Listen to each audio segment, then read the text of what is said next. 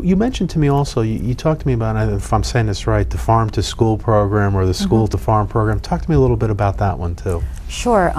In the Monroe School District we have a nutrition and fitness committee, and I'm a member of it.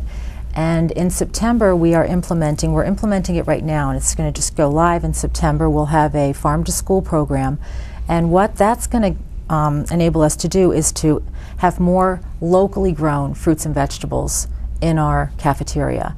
And when you offer the children fruits and vegetables that taste good, they eat it. They run out of them pretty quickly. You know, from what I understand, the fruits are usually gone before, you know, the second period gets to the cafeteria. So the farm to school program is going to help us to support our farmers and also to give our our children the most nutritious fruits and vegetables, you know, available. We'll start off in September with apples. We have a lot of apple growers in Connecticut, and we want to try to, you know, we're trying to look within, I don't know, maybe a 100-mile radius. We don't want to go, we want to stay as close to Monroe as possible when we're choosing farmers. And we will, you know, do some, I think they're going to try to do some strawberries, some berries, but we're definitely going to start off with apples and just see how it progresses. I mean, there's lots of different vegetables. Even in the winter, you know, we can get access to some root vegetables and offer them to the children. I don't want to put you on the spot, but you know, you're on this nutrition committee, and I know there's always been some concerns about what kids are eating in school, and you know, the sodas. I know we had to replace all the soda machines, and now they just provide fruit juices and water, and I think that's a great idea.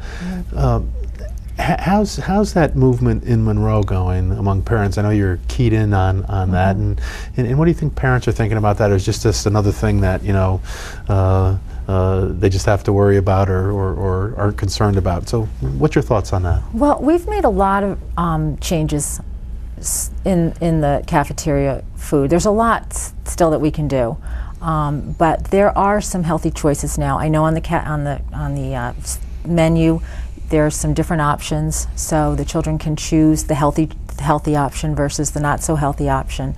Our committee's pretty strong, and we are, you know, we look at it month by month and try to figure out what to do. And I think what we're finding right now, because it is a business running a cafeteria, so we can't just take away all the snacks. I mean, unfortunately, we wish we could. We're trying to offer healthier snacks.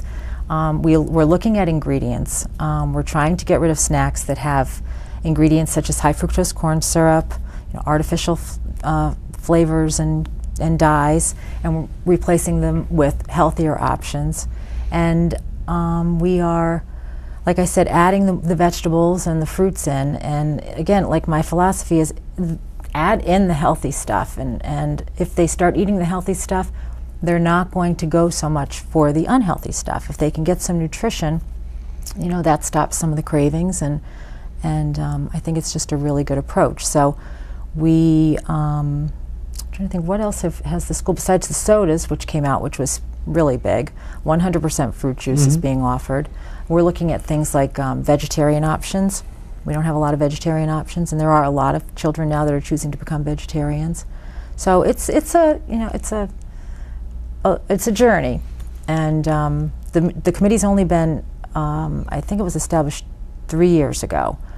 So we haven't been around that long, but we do have a lot of support. We had a lot of support from our previous superintendent, and I'm sure our new one will support us as well. I'm sure she will.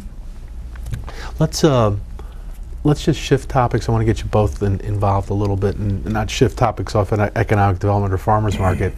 And there's one more question. Let me ask Susan one more question, because I just want to make sure people understand what is actually your role as the market master, because this is, whether you realize it or not, I got a whole bunch of information on this. There's the Connecticut Department of Agriculture has a whole listing of regulations and rules regarding farmers markets, and I know we have to be approved by the state and everything. Your role as the market master, I mean, how does that role factor into the farmers market? I'm learning about the role every day, because there's never been a market master in Monroe, because there's never been a farmers market. But I'm so fortunate, because it's a nice community. The market masters of other towns are they've been really willing to help me. So my role is to, well, the site's been selected, and I'm selecting farmers. I'm going out there and soliciting farmers to come to our market, and just making sure that we have all their logistics set up, and really just advertising and marketing and getting people there and psyched about it. And what's been the reaction from the farmers? Because I mean, there's markets all over.